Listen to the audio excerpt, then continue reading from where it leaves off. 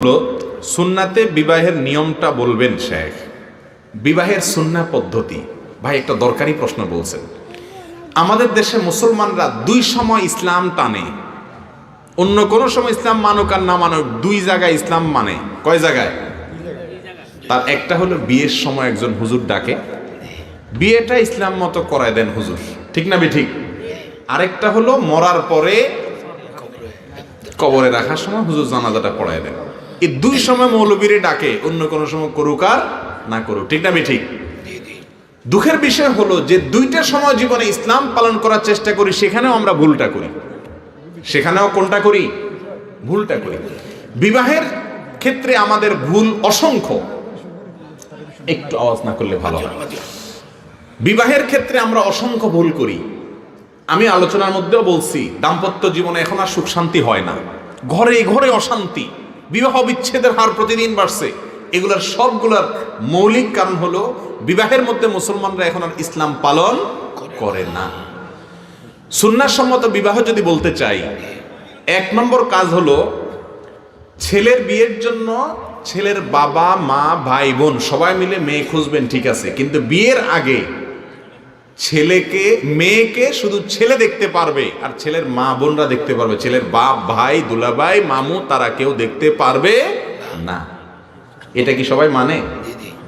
বাবাও দেখা ঠিক নয় বিবাহের আগে।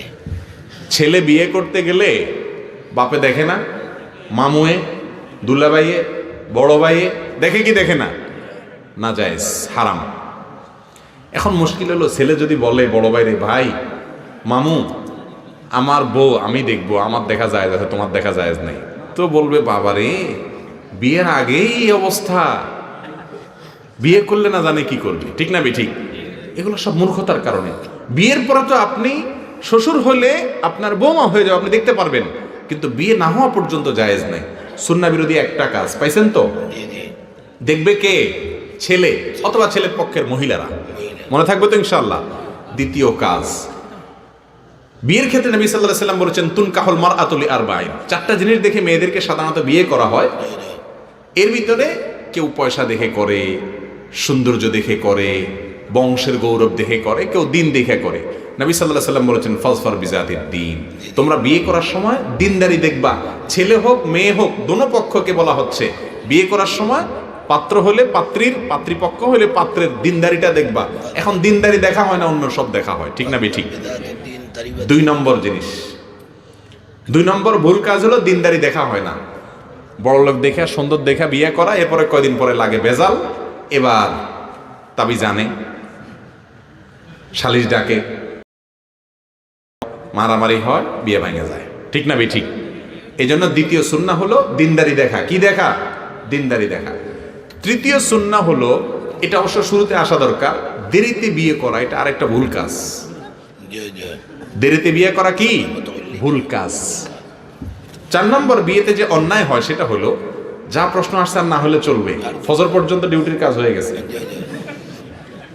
ভাই বিয়ের ক্ষেত্রে আরেকটা যে ভুল কাজটা হয় সেটা হলো, এমন কোন বিয়ে এখন হাজারের ভিতরে একটা বিয়েও এরকম হয় না, বরং 10,000-এ হয়তো একটা দুইটা হতে পারে, যে বিয়ে হয়েছে কিন্তু কোনো গান বাজনা হয় নাই, ঠিক না বে ঠিক? বিয়ে মানে গান বাজনা তো হবেই, এরকম না হয়ে গেছে আমাদের সমাজে? গান বাজনা করা, বাদ্য করা, বাদ্য বাজানো, এগুলো হালাল না হারাম? হারাম। শরীয়ত বয়াতি নামে এক দুষ্ট বাইর হয়েছে, আরো কিছু বাউল ফাউল বাইর হয়েছে, এগুলো তো আজকাল ফতোয়া দেওয়া শুরু করছে যে রাসূল নাকি 23 প্রকারের গান শুনে ঘুমাইতো। অথচ রাসূল করিম সাল্লাল্লাহু আলাইহি ওয়াসাল্লাম বাদ্যযন্ত্র ভাঙার জন্য আসছেন। প্রিয় ভাইরা আমার, যে বিয়েতে বাদ্যযন্ত্রের ব্যবহার হয়, গান বাজনা করা হয়, সেই বিয়ে থেকে আল্লাহর রহমত আসবে না গজব আসবে? আরেকটা সুন্নাহ বিরোধী কাজ, নাম্বার 4, বেপরদা। নারী পুরুষ মিশা যায় না, একাকার হয়ে যায় না। গায়ে হলুদ দেয় বলে, ছেলের গায়ে হলুদ দেয় ভাবিরা, আরে ভাই হলুদ না আপনি মরিচ মাখান, কিন্তু মহিলা যেন মা মাখায়। কথা কি বুঝাতে পারছি? এটা আরেকটা অন্যায় কাজ। আরেকটা অন্যায় কাজ হলো ত্যায্য করা। আজকাল বিয়েতে মহারণা অনেক বড় ধরে না, মানুষটা 10 টাকা দাম নাই, কিন্তু মাশাল্লাহ মহারণা 10 লাখ টাকা। ঠিক না বেঠিক? এই মহারণা কি শুধু কথার কথা নাকি পরিশোধ করা লাগবে? পরিশোধ করা লাগবে। আমার বিয়েতে মহারণা 35,000 টাকা ধরছে, আমি আলহামদুলিল্লাহ দিয়ে দিছি আমার ওয়াইফকে। প্রথম দিয়ে দেখি নেয় না। আমি বললাম এটা আপনি নিয়ে ফালাই দেন, এটা আপনার হক, আমি এটা দেখতে চাই না। পরে দেখি শুনে না, পরে বুঝলাম সে আনা পাবলিক। পরে আরো কিছু টাকা দিয়ে তার নামে একটা জমি কিনে দিছি, শেষ, দায়মুক্ত হয়ে গেছে। কয়জন মানুষ আছে আমাদের দেশে মেয়েদের মোহর দেয়? এই মজলিসে কয়জন পুরুষ আছেন দাঁড়ায়া বুক টান টান করে আমার মতো বলতে পারবেন মহিলার বউয়ের মহারণা পুরোটা শোধ করে দিয়ে দিস? কয়জন আছেন? আছে তো বটে, হুজুর একজন আছেন। হুজুরদের কথা বলতেছি না, আমি আপনাদের কথা বলতেছি। ওলামারা তো আলহামদুলিল্লাহ জানেন, আমল করেন। আমি সাধারণ ভাইদের কথা বলতেছি। বেশিরভাগ লোক আমরা বউদের হক নষ্ট করি না। বউরাও ভালো সাজে, মহারণা দিতে বলে বলে আরে মহারণা দিয়ে কি করবো আমি, তোমারে পাইছি এই তো বেশি, আমার কিচ্ছু লাগবে না। ভালো সাজে না? এবার কয়দিন বড় জন বেজাল লাগে, এবার মহারণা টানাটানি শুরু হয়। ঠিক না বেঠিক? কয় গহনা জাকাত করতে গেলে আমার কাছে টাকা নেই, তুই মহারণা নাও নাই কেন? মনে করবেন, মনে রাখবেন, শরীয়ত মানার ভিতরে কল্যাণ। মহারণা দিয়ে দিবেন সবাই, যা দিতে পারবেন তাই ধরবেন। আমাদের দেশে নিয়ম হলো মহারণা দিবে কোত্থেকে? বিয়ের সময় আপনাদের এলাকায় আছে কিনা জানি না, অনেক এলাকায় ছেলের হাতে একটা রুমাল দেয়, এরকম করে একটা রুমাল দিয়ে বসে থাকে, দেখছেন? এটার মানে বুঝেন আপনারা? এটার একটা মানে হলো বিয়ের সময় চান্দু তোমার কোনো কথা নাই, মুখে তুলা দিয়ে বসে থাকো। ঠিক না বেঠিক?